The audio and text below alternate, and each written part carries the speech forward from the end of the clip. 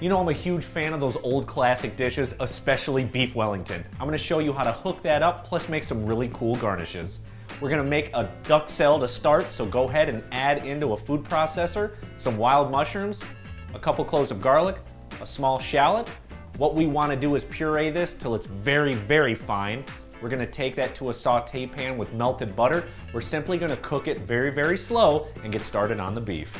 So let's go ahead and season up this beautiful tenderloin. Next, in a hot saute pan with a little bit of olive oil, we just wanna brown this on all sides. Once it is brown, we're gonna set it to the side, let it rest, and it's time to start assembling. Now that the meat is resting, let's go ahead and finish up the duxelle. Go ahead and turn the heat off, season it with salt and pepper. We're gonna add in some fresh chopped chives, parsley, and a little bit of rosemary and oregano. And now to start assembling. We're gonna brush the tenderloin with a little bit of Dijon mustard. We're next gonna roll out some puff pastry. You may need a little bit of flour so it doesn't stick.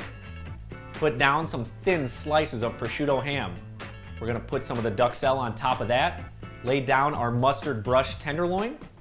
We're gonna whisk together some egg yolks. Use that to brush the inside of the puff pastry. We're gonna wrap it up. We're gonna brush the outside with some egg yolks. We're gonna season the top of it with a little bit of sea salt. We're gonna score it. It's going in the oven for between 25 and 30 minutes. While the beef is cooking, remember I promised you some garnishes. And with an old school dish, we're gonna make some old school garnishes, but I promise it's gonna look great. The first thing we wanna make is a tournade potato.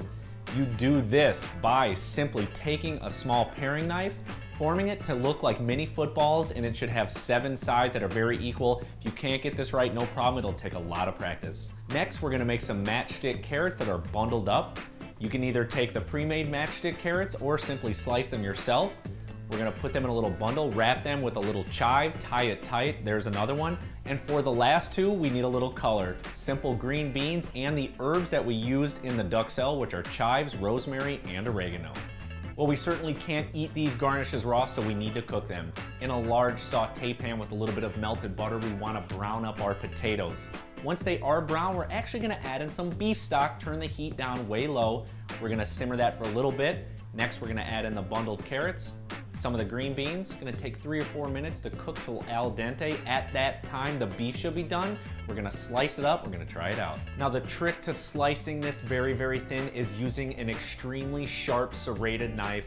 Cut it as thin as you possibly can, but please, please be careful when doing so. Plating this up is extremely simple. We're just gonna add in all those side vegetables that we cooked.